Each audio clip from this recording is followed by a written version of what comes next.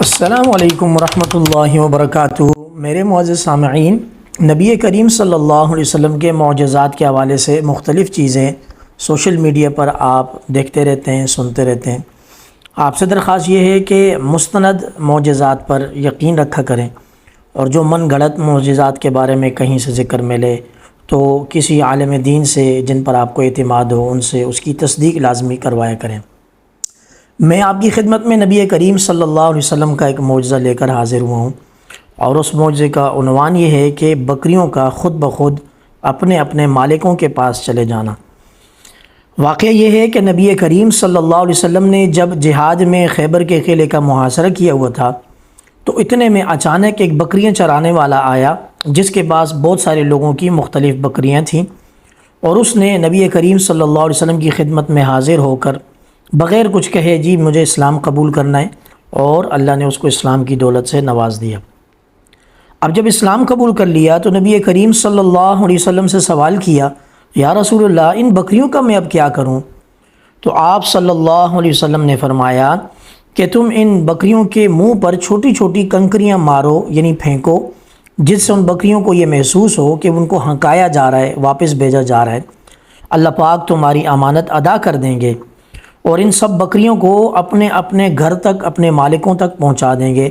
چنانچہ اس چرواہے نے نبی کریم صلی اللہ علیہ وسلم کی اس ہدایت پر عمل کیا، ایسا ہی کیا، تو وہ بکریاں خود بخود اس کا ریوڑ جا کر اپنے اپنے مالکوں کے گھر پہنچ گئیں۔ تو یہ نبی کریم صلی اللہ علیہ وسلم کا ایک معجزہ ہے کہ انہوں نے ایک چرواہے کو ایک طریقہ سمجھایا، چرواہے نے ایسے ہی کیا تو بکریاں اپنے مالکوں تک پہنچ گئیں۔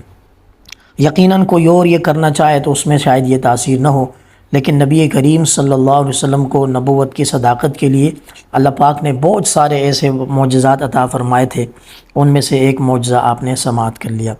ایک فرض کے بارے میں آپ کو بتاتا چلوں کہ جو نماز شروع کرنے وقت ہم تکبیر کہتے ہیں اس کو تکبیر تحریمہ کہتے ہیں۔ حضور صلی اللہ علیہ وسلم کا فرمان ہے، نماز کی کنجی وضو ہے اور اس کا شروع تکبیر ہے، اور نماز کو ختم کرنے والا عمل تسلیم یعنی سلام پھیرنا ہے۔ نماز شروع کرتے وقت جو تکبیر کہی جاتی ہے اس کو تکبیر تحریمہ کہتے ہیں، اور نماز شروع کرنے کے لیے تکبیر تحریمہ کہنا فرض ہے۔ میرے معزز سامعین، ایک سنت کے بارے میں آپ کو یہ بتاتا چلوں کہ نبی کریم صلی اللہ علیہ وسلم نے اپنے ایک نواسے کے انتقال پر کیسے طیب میت کو تسلی دی۔ حضور صلی اللہ علیہ وسلم کے پاس جب یہ پیغام پہنچا کہ ان کے ایک نواسے کی جان کنی کا عالم ہے، ان کی جان رخصت ہونے والی ہے، تو حضور نے یہ الفاظ کہے، ان للہ ما اخذ ولہ ما اعطى وکل شیء عندہ باجل مسمى فلتصبر ولتحتسب۔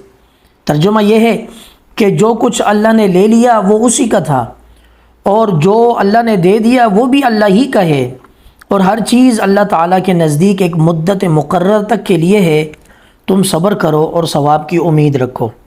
اس میں جو آخری الفاظ ہیں فلتصبر ولتحتسب، یہ تسلی کا خلاصہ ہے، یعنی خالی صبر اور خالی تعزیت اور تسلی نہیں ہے، بلکہ صبر کے عالم میں اللہ پاک سے اس صبر پر ثواب کی امید رکھو، انشاءاللہ اللہ پاک بڑا اجر عطا فرمائیں۔ ایک چھوٹا عمل اور جس کی ثواب جو ہے وہ بہت بڑا ہے، ایک عمل کی فضیلت آپ کو بتا دوں، کلمہ توحید پڑھنے کا بہت بڑا ثواب ہے۔ حضور صلی اللہ علیہ وسلم کا فرمان مبارک ہے، جو بھی بندہ کسی وقت بھی دن میں یا رات میں لا الہ الا اللہ کہتا ہے تو اس کے نامہ اعمال سے برائیاں مٹا دی جاتی ہیں اور اس کی جگہ نیکیاں لکھی جاتی ہیں۔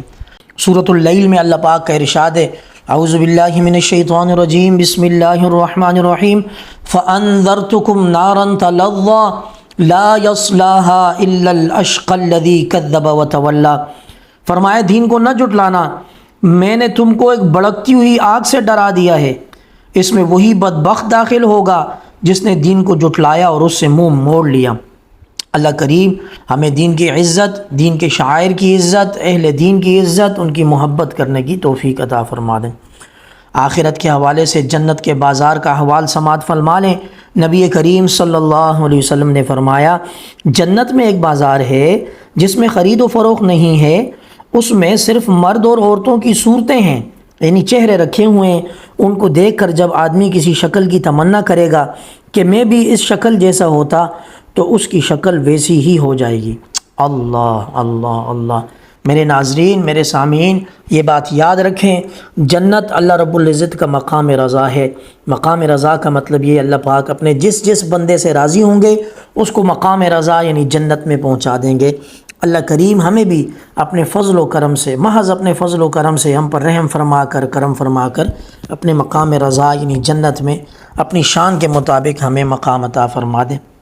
ہمیشہ اللہ پاک سے فضل کا تقاضا کرتے رہیں، کیونکہ اگر عدل ہو گیا، انصاف ہو گیا تو مارے اور پھنس جائیں گے، اور اگر فضل ہو گیا تو بہت بڑے بڑے سیاہکار، گناہگار، خطاکار معاف کر دیے جائیں گے۔ آخر میں نبی کریم صلی اللہ علیہ وسلم کی نصیحت سماعت فرما لیں۔ نبی کریم صلی اللہ علیہ وسلم نے فرمایا، اچھی طرح کھاؤ، پیو اور پہنو۔